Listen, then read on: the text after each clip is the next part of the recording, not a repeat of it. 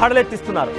ప్రభుత్వ ఖర్చు తగ్గించుకునేందుకని చెప్పి ప్రభుత్వ ఉద్యోగాలని తొలగిస్తున్నారు ట్రంప్. ఇదొక సంచలనమైన నిర్ణయమే.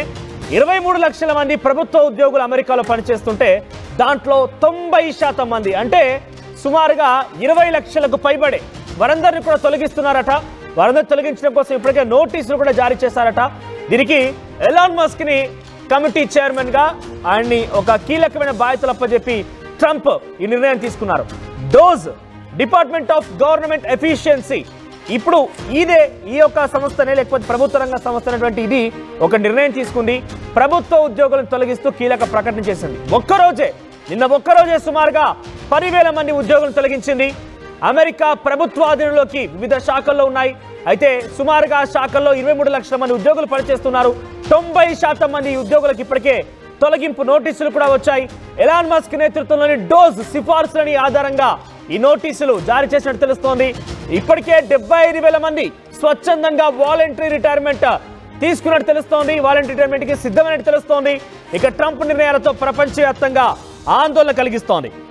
సో వివిధ శాఖల విషయానికి వస్తే ఫెడరల్ అది అంతర్గత వ్యవహారాల విభాగం కానివ్వండి, ఇంధన విభాగం, వ్యవసాయ విభాగం, ఆరోగ్య మానవ సేవల విభాగాల్లోని సిబ్బందిని కూడా కోత విధించారు.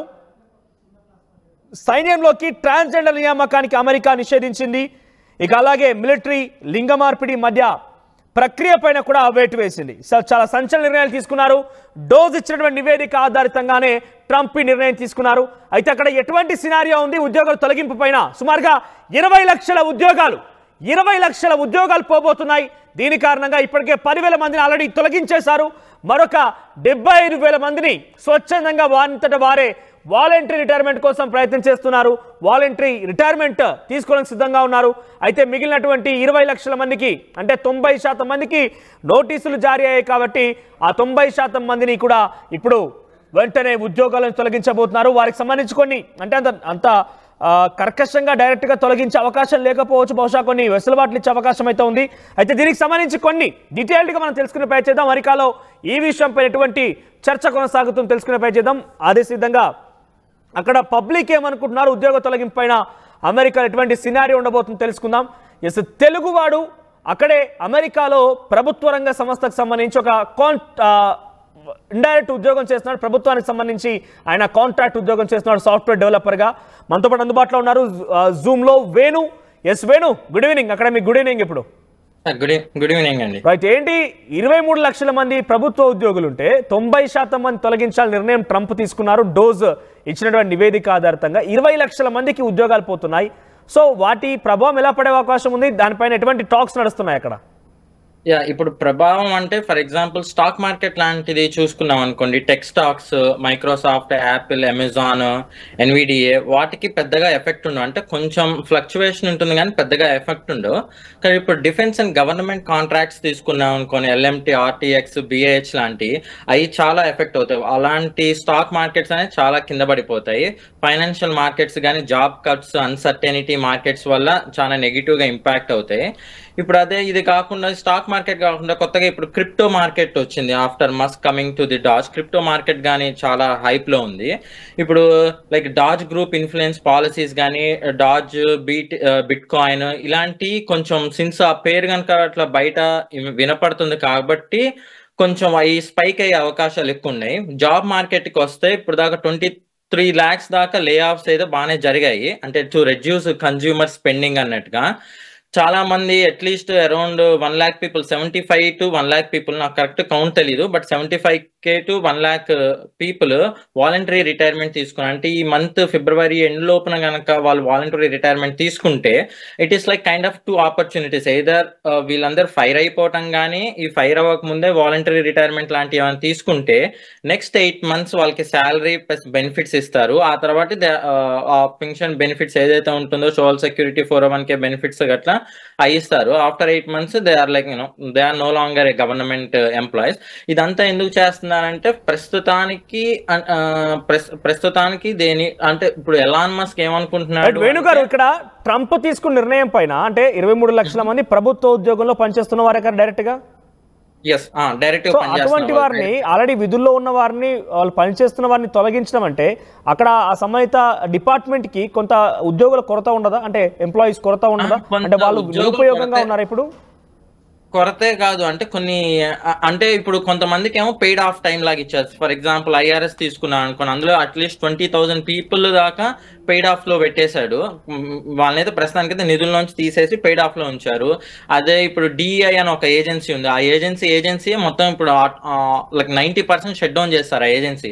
ప్రస్తుతానికైతే వాళ్ళందరూ పెయిడ్ లీవ్ లో ఉన్నారు, బట్ ఆఫ్టర్ 2 months తెలియదు, అంటే నెక్స్ట్ మంత్ నుంచి maybe they are like out of job, no one nose.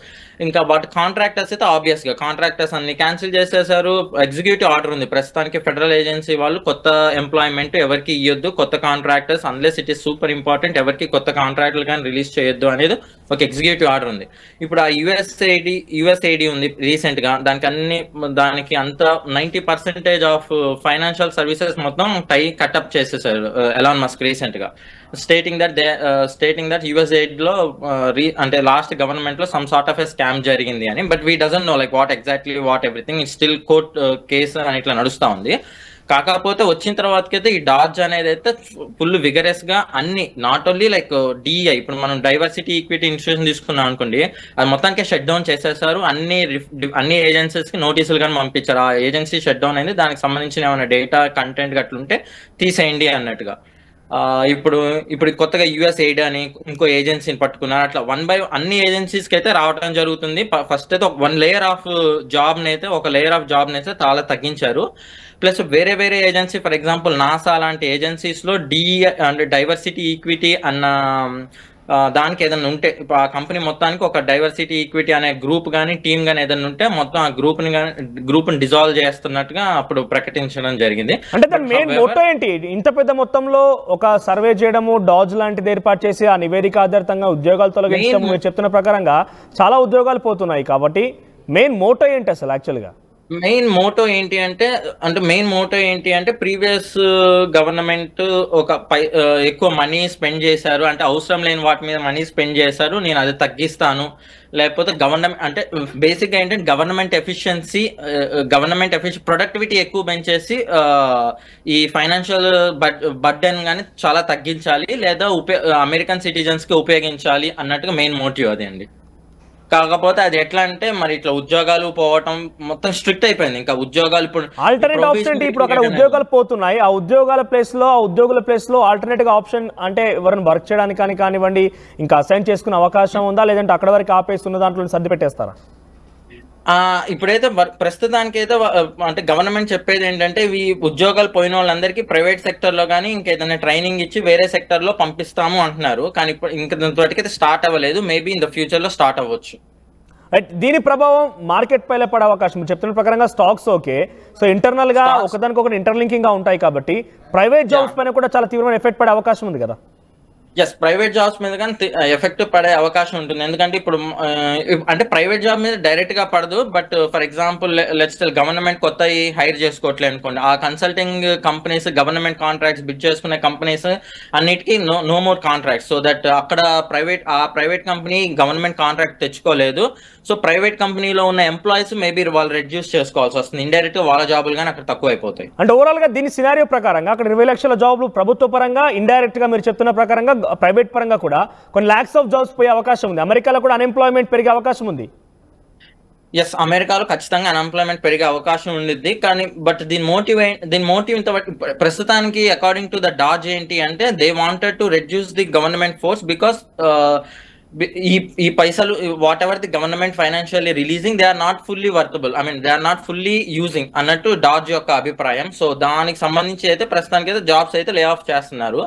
ఈ మూమెంట్ లో ఈ కండిషన్ లో కొత్తగా ఎవరైనా వేరే దగ్గర నుంచి వచ్చి ఇక్కడికి వచ్చి జాబ్ ఎత్తుకోవాలి దే వాంటెడ్ టు అంటే కొంచెం కష్టమైన పరిస్థితి అనుకోవచ్చు. అంటే చాలా మంది అమెరికాలో వెళ్తే ఏదో ఒక ఉద్యోగం చేసుకోవచ్చు, ఏదో రకంగా జీవించవచ్చు అన్న వాళ్ళకి ఇది ఒక బిగ్ బ్రేకింగ్ అన్నట్టే. ఏదో ఒక రకంగా అయితే కుదరదండి. బయట వేరే జాబ్ చేసుకుందాం అనుకున్నా సరే ఇమిగ్రేషన్ పాలసీస్ టైట్ అయినాయి. ఇక్కడ పోనీ H1B లేకపోతే L1 O1 వీసాస్ ఉంటే వాటి మీద జాబ్ చేసుకోవాలన్నా సరే సిన్స్ గవర్నమెంట్ లైక్ అమెరికాలో అట్లీస్ట్ 30% ఆఫ్ ది జాబ్స్ అనేది గవర్నమెంట్ కి డైరెక్ట్లీ అండ్ ఇండైరెక్ట్లీ ముడిపడి ఉంటాయి. Since government was so strict, అంత ఒక 30% of the job market was like down అన్నట్టు. రైట్. వేణుగారు, ఇప్పుడు మీరు సాఫ్ట్వేర్ డెవలపర్గా ఉన్నారు. మీలాగా చాలా మంది కూడా తెలుగు వారు అక్కడికి వెళ్ళి ఎక్కువ మోస్ట్లీ ఐటీ ఎంప్లాయీస్గానే వెళ్తూ ఉంటారు. సో వారిపైన ఎటువంటి ప్రభావం పడే అవకాశం ఉంది ఈ యొక్క డిసిషన్ కారణంగా? ఈ డెసిషన్ కారణంగా ఏంటంటే, ఫర్ ఎగ్జాంపుల్ ఒక 6 months కాంట్రాక్ట్ ఉంది అనుకోండి, అది రెన్యూ అవ్వకపోవచ్చు. Next after 6 months contract renew అవ్వకపోవచ్చు. సో వాళ్ళందరి జాబ్స్ అనేది లే ఆఫ్ అయిపోతాయి ఏదైనా గవర్నమెంట్ కాంట్రాక్టింగ్ చేస్తే. ఇంకోటి ఏంటి అంటే, ఫర్ ఎగ్జాంపుల్ మెడికేర్ అలాంటి ఏజెన్సీస్ ఉన్నాయి, థర్డ్ పార్టీ నుంచి వర్క్ చేస్తారు. మెడికేర్ కి ఫండ్స్ USAID ఉంటుంది, ఫండ్స్ కట్ చేశారు. ఫండ్స్ కట్ చేసేటప్పుడు ఆబ్వియస్ గా వీళ్ళ జాబ్ ఎక్స్టెన్షన్ కానీ లేకపోతే ఈ మెడికేర్ ఇన్సూరెన్స్ బేస్ చేసుకుని థర్డ్ పార్టీ ఇన్సూరెన్స్లు ఉంటాయి, లైక్ BCBS కంపెనీ కానీ ఇంకేదన్నా ఇలాంటి కంపెనీలన్నీ ఈ కంపెనీస్ తో మెడికేర్ తో టైఅప్ అయి ఉంటారు. సిన్స్ ఫండ్స్ యాజ్ ఎక్స్పెక్టెడ్ గా రిలీజ్ అవ్వట్లేదు కాబట్టి ఆ జాబ్స్ అన్ని లే ఆఫ్ అయ్యే అవకాశాలు ఉంటాయి. మళ్ళీ ఒకవేళ లే ఆఫ్ అవ్వకపోయినా న్యూ హైరింగ్ అయితే అసలు జరగదండి. But as of know to your knowledge ఎంతమంది ఎఫెక్ట్ పడే అవకాశం ఉంది తెలుగు వారు ముఖ్యంగా? ఎందుకంటే చాలా మంది ఇక్కడ నుంచి వెళ్ళేవారంతా కూడా ఐటీ ఎంప్లాయీస్ గానే వెళ్తూ ఉంటారు. Telugu 25% of the job market at least effect పడుతుందండి. లైక్ ఇప్పుడు 100 members ఎంప్లాయ్ ఉన్నారు అనుకోండి, అందులో 25 members 100కి 25 members జాబ్స్ అయితే లే ఆఫ్ కింద మనం అంటే లే ఆఫ్ కానీ కాంట్రాక్ట్ అయిపోవడం కానీ నో న్యూ హైర్ కానీ మనం కౌంట్ చేస్తాం. అంటే ఇండైరెక్ట్ గా అమెరికా ఫస్ట్ అనేది ఇక్కడ కూడా ఇంప్లిమెంట్ చేయాలనుకుంటున్నారు. ఇప్పటికే ఇమిగ్రేషన్ కస్టమ్స్ ఎన్ఫోర్స్మెంట్ దగ్గర నుంచి రైడ్స్ చేయించడం, అక్రమ వలసదారుని పంపించడంతో పాటుగా ఇది కూడా ఇండైరెక్ట్ గా అమెరికా ఫస్ట్. అంటే దీని ప్రభావం తెలుగు వారిపైన పడుతుంది, ఇతర దేశాల నుంచి ఇక్కడ ఉద్యోగరీత్యా వచ్చిన వారిపైన పడుతుంది. కాబట్టి వారందరూ కూడా వెళ్ళిపోవడం ఒక ఉద్దేశంగా ట్రంప్ ప్రయత్నం చేస్తున్నారు అనుకోవాలా? అలాంటిది అంటే అమెరికా అంటే కంప్లీట్ గా అలా అని చెప్పలేము. ఆయన ఉద్దేశంలో ఏంటంటే అమెరికన్ సిటిజన్స్ ఫస్ట్ అని. So that based upon that ఈ రూల్స్ అన్ని టైట్ చేస్తున్నారు. ఇప్పుడు తెలుగు వాళ్ళే అంటే ఒక తెలుగు వాళ్ళే కాదు, హోల్ అంటే ఇప్పుడు ఇండియా నుంచి ఎవరు వచ్చి not only India from anywhere from the country ఎవరు వచ్చినా సరే వాళ్ళకి American citizens are the first, rest of the country second అన్నట్టు. బట్ ఫ్యాక్ట్ ఏంటంటే తెలుగు వాళ్ళు ఎక్కువ ఐటీ ఎంప్లాయీస్ కింద ఉంటారు కాబట్టి మన వాళ్ళు ఎక్కువ ఎఫెక్ట్ అవ్వాల్సి వస్తుంది. రైట్. అంటే ప్రెసెంట్ ఈ ఇష్యూ పైన అంటే జాబ్ లే ఆఫ్స్ అనే విషయం పైన తెలుగు వాళ్ళు కానివ్వండి, మీ కొలీగ్స్ ఎవరైతే ఉన్నారో ఇతర కంట్రీస్కి సంబంధించిన వాళ్ళు, అంటే ఎటువంటి చర్చ సాగుతోంది? ట్రంప్ డెసిషన్స్ ఒక్కొక్కటి కూడా ప్రపంచాన్ని మొత్తాన్ని కురిపేస్తున్నాయి. అక్రమ వలసదారులను పంపించడం నుంచి మొదలుకుంటే టారిఫ్ ఛార్జెస్ పెంచడం, ఇప్పుడు ఇది మరో సిచ్యువేషన్. సో ఒక్కొక్క డిసిషన్ ఒక్కొక్క థండర్ క్రియేట్ చేస్తోంది. ఈ విషయం పైన అక్కడ అమెరికన్స్ ఎలా మాట్లాడుకుంటున్నారు, అదర్ కంట్రీస్ వాళ్ళు ఎలా మాట్లాడుకుంటున్నారు? అంటే కొంతమంది అమెరికన్స్ కానీ దీనికి చూడు వాళ్ళ జాబ్స్ కానీ పోతున్నాయి. Not only non American citizens who are working from 20 to 30 years same position, same company కానీ సేమ్ ఏజెన్సీకి పనిచేసే వాళ్ళ పొజిషన్స్ కానీ వెళ్ళిపోతున్నాయి. సో వాళ్ళకి కానీ ఒక భయాందోళన అనేది వచ్చింది. ఎప్పుడు ఎవరికి నోటీసెస్ వస్తుందో, ఎప్పుడు ఎవరు వాలంటీర్ చేసుకుంటారో, ఎప్పుడు ఎవరు వచ్చేసి hey like no more funds అంటారని వాళ్ళకి ఒక భయాందోళన ఉంది. అదే వాళ్ళకంటే ఎక్కువ who are coming from other countries, బతుకు తెరుగు కోసం ఇక్కడికి వస్తారు. కొంతమంది జస్ట్ రీసెంట్ గా వచ్చి ఉంటారు, కొంతమంది 20 years నుంచి ఉండుంటారు. వాళ్ళకి కానీ unless they are not citizens or at least green card holders, H1B లేకపోతే ఇంకా other visas like L1 O1 మీద ఉన్న వాళ్ళందరికీ చాలా కష్టంగానే ఉంటుంది. ఎప్పుడు జాబ్ పోతుందో తెలియదు, ఎప్పుడు నోటీస్ ఇస్తారో తెలియదు. సో ఈ డెసిషన్ పైన అంటే ఎటువంటి టాక్స్ నడుస్తున్నాయి? కంపెనీస్ కూడా చాలా మంది దివాలా తీసే అవకాశం ఉంది.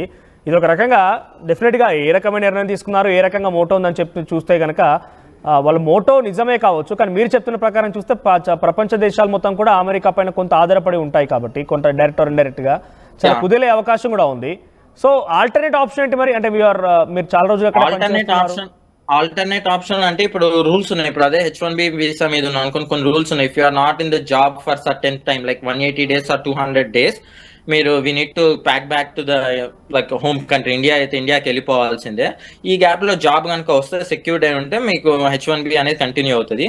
కానీ ప్రస్తుతం ఉన్న కష్ట పరిస్థితుల్లో జాబ్ ఎక్స్టెన్షన్ కానీ జాబ్ కానీ ఉండడం చాలా కష్టంగా ఉంటుంది. అది కొత్త వాళ్ళకైతే ఇంకా చాలా కష్టంగా ఉండిద్దండి. రైట్, థ్యాంక్ యూ వేణు గారు. సో మొత్తం ఇది ట్రంప్ తీసుకున్న నిర్ణయం ఒక్క థండర్లా కనబడుతోంది. ప్రపంచ దేశాలు మొత్తం కూడా ట్రంప్ డెసిషన్స్ పైన వణికిపోతున్నాయి. మొన్న ICE ద్వారా అటు అమెరికా కస్టమ్స్ ఆఫీసర్స్ ఏకంగా ఇల్లులోకి పంపించేసి అక్రమ వలసదారులను గుర్తించి తిరిగి పంపించడం చూసాం. అప్పుడు కూడా అమెరికా ఫస్ట్ అండ్ అదంతో చాలా క్లియర్గా వెళ్ళారు. అమెరికన్స్ ఆర్ ద ఫస్ట్ అన్నట్టుగా ఆయన ముందుకు వెళ్ళారు. మరొక తర్వాత టారిఫ్ చార్జెస్ పెంచారు. ఏకంగా ప్రధాని మోదీ ముందు ఆయన ఇండియా కూడా మా పైన చాలా టారిఫ్లు విధించింది, ఇబ్బందిగా ఉంది కాబట్టి మేము కూడా ఎట్టి పరిస్థితి వెనక్కి తగ్గదలుచుకోలేదు, అన్ని దేశాలు మాకు